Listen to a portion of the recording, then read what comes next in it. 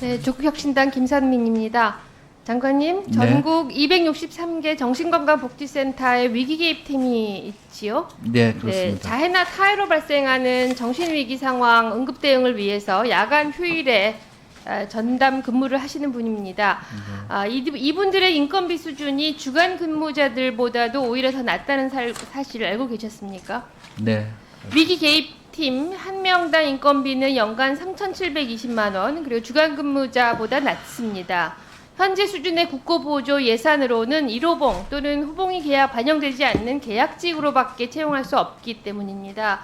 뿐만 아니라 근로기준법상 야간 근무에 반드시 편성되어야 하는 시간의 수당, 그리고 위기 상황에 수반하는 위험수당도 없습니다. 하는 수 없이 지자체 추가 예산으로 시간의 수당을 일부 지급하고 있지만 전문성 높은 근속자들을 유치하기에 턱없이 부족한 수준이고 국가가 오히려 나서서 근로기준법을 위반하고 있는 현실입니다.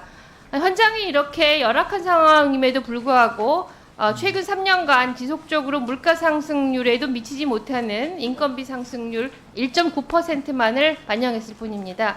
실제로 정신건강복지센터 종사자 인건비 3,838만 원은 정신요양시설 6,096만 원, 지역자활센터 5,017만 원, 장애인 거주시설 5,103만 원에 비해서 터무니없이 낮은 수준입니다. 이 아낄 것이 있고 아끼지 말아야 할 것이 있습니다. 계속 자살이 문제가 되고 전 국민 우울이 문제가 된다고 하셨는데 정신건강복지센터는 우리나라 정신건강 증진 사업의 가장 중추적이고 동시에 모세혈관과 같은 역할을 담당하고도 있습니다.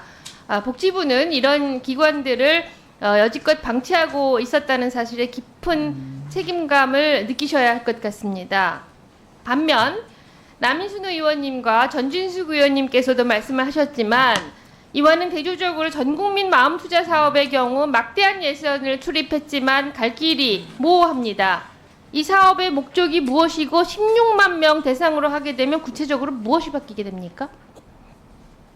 아니 상담 서비스 상담을 받아서 원하는 목표가 무엇입니까?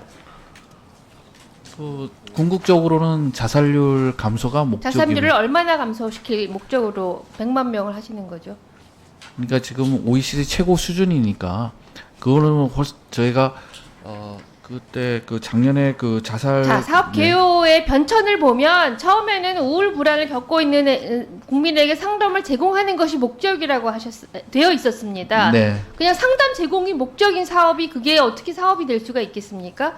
최근에는 그러다가 자살 예방, 그다음에 정신질환 조기 발견까지 계속 사업 목적이 바뀌었습니다. 사업 대상도 계속 바뀌어왔습니다. 예산 추계 당시에는 15세 이하는 제외한다라고 하시더니 어느새 전 국민을 대상으로 했습니다. 기준도 대상자도 기준 없이 군사작전 하듯이 올해 8만, 내년 16만, 후년 50만, 내후년 100만 명, 그 임기 내에 100만 명 채우겠다고 그러고 있습니다. 남인순 의원님께서도 말씀하셨지만, 그리고 이 사업은 도대체 어떤 체계 안에서 어떻게 제공되어야 하는지 그림이 불분명합니다. 이것도 보건의료 서비스이고 복지 서비스인데 이렇게 바우처를 남발하는 것으로 어떤 소기의 목적을 달성할 수 있는지 모르겠습니다. 한 가지 분명한 것은 이것은 김건희 여사의 관심 사업이라는 거죠. 무슨 수를 써서라도 임기 내 100만 명을 채워야 한다라는 전제하에 사업을 기획했다면 이 사업의 적정성은 심각하게 의심스럽습니다. 상담 횟수 8회도 뚜렷한 근거가 없고 상담을 끝까지 채우지 않는 경우 또 상담 이후의 계획도 명확하지 않고 상담의 질을 어떻게 보장할 것인지에 대한 문제도 없습니다. 올해 7월부터 시작을 했습니다. 넉 달 동안 예산 집행률이 11%, 이용자는 3만 명입니다. 이렇게 전 국민을 대상으로 하는 대규모 사업인데 시범 사업 없이 한 번 없이 이렇게 확대할 경우에 얻는 효과는 불분명한 반면 이 사업이 별로 효과가 없다고 뒤늦게 평가가 되어도 그때는 사업을 접기도 어렵습니다. 지금 이 시점이 매우 평가가 필요할 것 같습니다. 그래서 내년 대상자 수를 조정하고 충분한 사업 평가를 진행할 것을 요청합니다. 또한 혁신위원회, 정신건강정책 혁신위원회 지원단 운영도 문제입니다. 회의 개최를 위해서 임차료 1,000만 원, 용역비 1억 원, 도대체 어떤 회의를 얼마나 화려하게 했길래 이런 예산이 필요한지 이해도 안 되고, 연금이도 5천만 원 잡혀 있는데 이걸로 뭘 하겠다는 건지도 불분명합니다.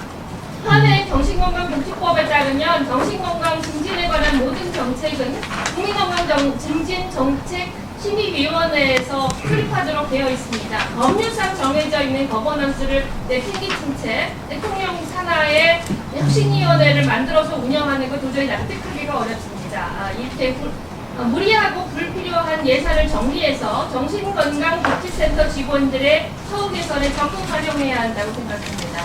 장관님의 입장. 예. 뭐 여러 가지 문제점을 지적을 해주셨는데요. 감사합니다.